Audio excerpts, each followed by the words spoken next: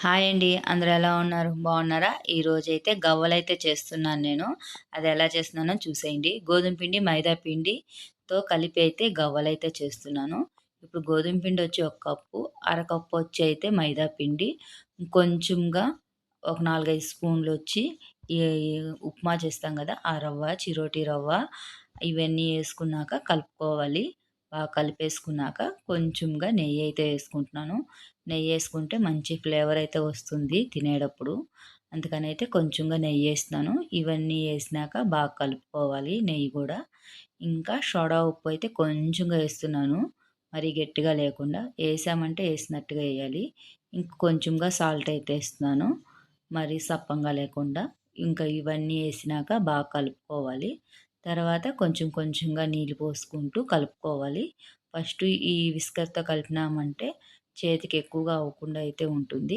ముద్దకొచ్చేసినాక చేయి పెట్టి కలిపినామంటే ఈజీగా ఉంటుద్ది. ఇంకా నేను గోధుమ పిండి గూడా ఇలాగే కలుపుతాను. చపాతీలకి గానీ, పూరికి గానీ అన్నిటికి. ఇంకా దీంతో కలిపినామంటే చానా ఈజీ అయిపోతుంది పని. ఇప్పుడైతే కొంచెం ముద్దకొచ్చేసింది. ఇప్పుడైతే చేయి పెట్టేసి బాగా కలుపుకుంటున్నాను. మీరు ఇలా ట్రై చేయండి ఎప్పుడైనా గోధుమ పిండి, మైదా పిండితో గవ్వలు. ఎప్పుడు మైదా పిండి ఎక్కువగా వాడకుండా గోధుమ పిండితో వాడినామంటే హెల్త్‌కి గూడా మంచిది. ఇంకా నేను పాకం వచ్చి బెల్లము, చక్కెరతోనే కలిపి చేస్తున్నాను. ఇంకా పిండైతే బాగా ముద్దకైతే వచ్చేసింది. మరి గట్టిగా గాకుండా, మరి లూజ్‌గా కాకున్నట్టుగా కలుపుకోవాలి. పిండి ఒక 5 నిమిషాలు నానబెట్టుకున్నామంటే బాగా మెత్తగా వచ్చేస్తుంది. ఇప్పుడైతే బెల్లం కొట్టేసుకున్నాను. కొంచెంగా చక్కెర గూడా ఏసుకున్నాను. ఇంకా ఆయిల్ అయితే పెట్టేసుకున్నాను ఇంకా ఏంచేదానికి. ఈ బెల్లం అయితే కొట్టేసుకున్నాక కొంచెంగా వాటర్ అయితే పోసుకోవాలి పాకానికి. బెల్లం అయితే ఏసేసుకొని కొంచెంగా వాటర్ అయితే పోసేసుకొని పాకం అయితే పట్టుకోవాలి. మరీ ముదురు పాకం గాకుండా, మరీ లేత పాకంగా కాకున్నట్టుగా పట్టుకోవాలి. ఇప్పుడైతే 5 నిమిషాలు నానినాక పిండిలో కొంచెంగా చెయ్యికి అతుక్కోకుండా నెయ్యి అయితే ఏసుకొని పిండి మళ్ళీ కలుపుకోవాలి. ఇలా కలిపేసుకున్నాక నేను పోర్క్‌తో అయితే ఇలా చేస్తున్నాను. పోర్క్‌తో అంత బాగా కరెక్ట్‌గా అయితే రావటం లేదు. ఇంకా గవ్వల పీట గాని ఉంటే చానా బాగొస్తుంది. ఇంకా ఆ పీట అయితే నా కాడ లేదు. ఇంకా ట్రై చేస్తా ఉన్నాను. దీంతో అయితే అంతగా రావటం లేదు. ఇంకా దువ్వెనతో అయితే ట్రై చేసేసాను. ఎప్పుడు దువ్వెనతోనే ట్రై చేసేది. ఇంక ఈ పోర్క్‌తో కరెక్ట్‌గా ముద్దకైతే రావటం లేదు. షేప్ అయితే రావటం లేదు.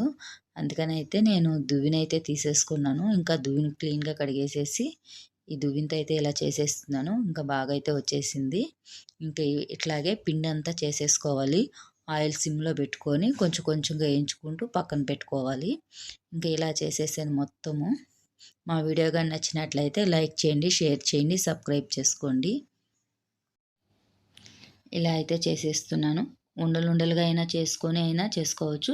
ఇలా కొంచెం కొంచెం అయినా తీస్తా చేయొచ్చు.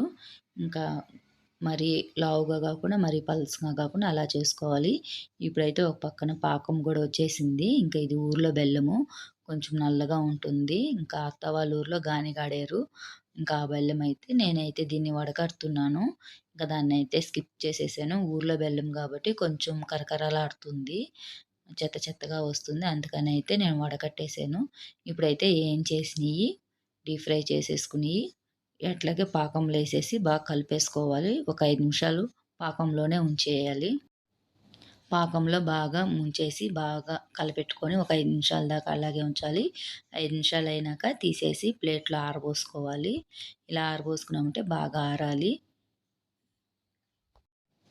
ఇలా ప్లేట్‌లో ఏసేసుకొని బాగా ఆరిపోవాలి.